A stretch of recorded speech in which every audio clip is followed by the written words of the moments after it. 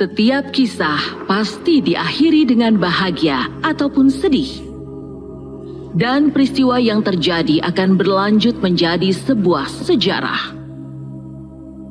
Dan pada kali ini, akan membahas seputar sejarah asal-muasal dan urban legend yang berkembang di kalangan masyarakat. Siapa yang tidak mengetahui Lawang Sewu? Banyak dari kalian yang mengetahui Lawang Sewu berdasarkan kisah-kisah misterius yang kerap terjadi. Di balik 1000 pintu yang berdiri kokoh hingga saat ini, tersimpan pula 1000 kisah dengan aura magis yang menyelimuti gedung bekas peninggalan Belanda ini. Inilah legenda 1000 pintu, Lawang Sewu. Lawang Sewu kerap dikaitkan dengan berbagai macam hal-hal magis. Namun pada awalnya, bangunan ini dibangun pada tahun 1904 hingga tahun 1907. Mulanya dipergunakan oleh pemerintahan kolonial Belanda sebagai salah satu kantor kereta api swasta milik Belanda untuk Indonesia. Lambat laun, kegunaannya berubah-ubah. Apalagi pada saat penjajahan Jepang kala itu. Bangunan ini dipergunakan sebagai salah satu penjara dan tempat siksaan untuk masyarakat Indonesia yang menentang pemerintahan Jepang kala itu. Di balik megahnya Lawang Sewu, tak heran banyak cerita-cerita seram seputar Lawang Sewu. Banyak yang percaya bahwa setiap wilayah di Lawang Sewu terdapat sosok-sosok penunggu yang menjaga setiap sudut ketika bulan sedang terang-terangnya. Ada salah satu ruangan bawah tanah yang paling dikenal sebagai ruangan yang paling menakutkan. Di ruang bawah tanah itu ada sebuah lorong yang pada saat pemerintahan Belanda, lorong tersebut difungsikan sebagai aliran air untuk menyejukkan suasana Lawang Sewu. Namun saat Jepang menduduki wilayah Indonesia, lorong tersebut digunakan sebagai penjara. Lorong ini hanya memiliki tinggi 0,5 meter, membuat para tahanan hanya bisa jongkok sambil menahan dinginnya air yang mengalir.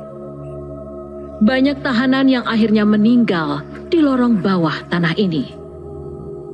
Ada pula kejadian-kejadian misterius yang dialami oleh seseorang yang pernah menguji nyalinya dalam lorong ini. Dan kala itu, tertangkap sosok tinggi menyeramkan di ujung lorong itu. Menurut kabar yang ada, tak lama setelah kejadian tersebut, orang ini meninggal dunia. Namun sejauh ini belum ada yang bisa memastikan apakah kematiannya berhubungan dengan uji nyali atau bukan.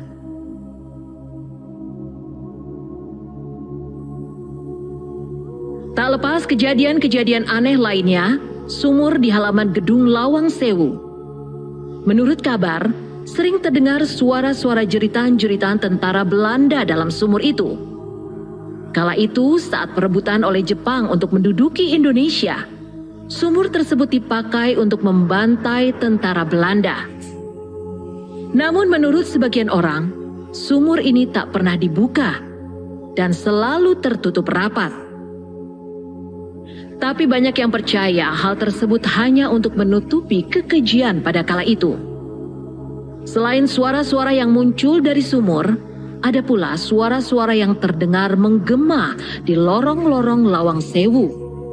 Banyak yang percaya bahwa suara tersebut adalah suara dari noni Belanda penunggu Lawang Sewu. Ada pula kesaksian noni Belanda dengan gaun putih ini sering terlihat berjalan di lorong pintu ke pintu sambil tertawa cekikikan. Suara tersebut menggaung di dinding-dinding dingin Lawang Sewu. Menurut legenda, noni Belanda ini tidak hanya satu, melainkan 20. Noni Belanda ini merupakan korban dari kekejaman perang kala itu.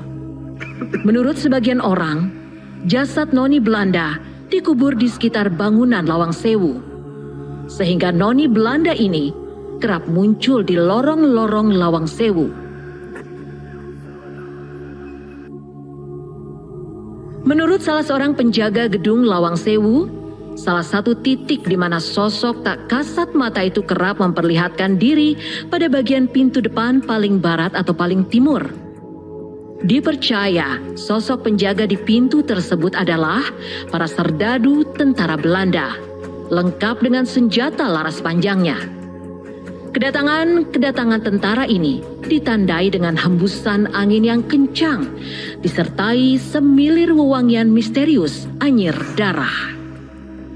Ada sebuah pengakuan dari seorang warga setempat. Ia mengaku sering melewati Lawang Sewu untuk menuju kantornya. Namun tidak sedikit pun terpikir untuk memasuki bangunan tua ini. Karena pada satu waktu, sempat heboh tayangan di televisi mengenai bangunan Lawang Sewu. Maka ia pun mencoba untuk menjajal bangunan tua Lawang Sewu. Satu persatu lorong dilewati. Ada sebuah ruangan dekat pintu masuk yang tertutup rapat. Legendanya pintu ini pun tidak pernah dibuka semenjak penjajahan kala itu. Pintu ini terbuat dari baja dan besi. Konon, pintu ini menyimpan 1000 rahasia dan cerita tentang Lawang Sewu ini. Ketika ia menuju bawah tanah, ia merasakan hawa-hawa yang cukup berbeda. Ia melihat lorong tempat tahanan-tahanan yang kala itu disiksa dan ditahan di bawah sini. Ia membayangkan kejadian-kejadian itu. Membayangkan betapa sempit dan dinginnya ruangan tahanan itu. Ia mulai tersadar ketika tiba-tiba tercium aroma-aroma yang tidak biasa. Ia mengaku aroma ini sulit dideskripsikan. Tapi ia merasa aroma ini seperti aroma anyir darah yang tercampur dengan nanah. Baunya sangat menusuk hidungnya. Bau itu semakin terasa ketika ia merasa ada sesuatu di ujung lorong gelap itu. Sekilas, ia seperti melihat ada sosok yang sedang berjalan menuju ke arahnya dari lorong itu. Akhirnya, ia langsung keluar dari bangunan ruangan bawah tanah itu. Tidak sedikit yang percaya, Lawang Sewu merupakan salah satu penjara dan tempat siksaan paling kejam. Tidak hanya masyarakat Indonesia, pada saat Jepang merebut dari Belanda pun, tentara Belanda juga disiksa dalam penjara ini.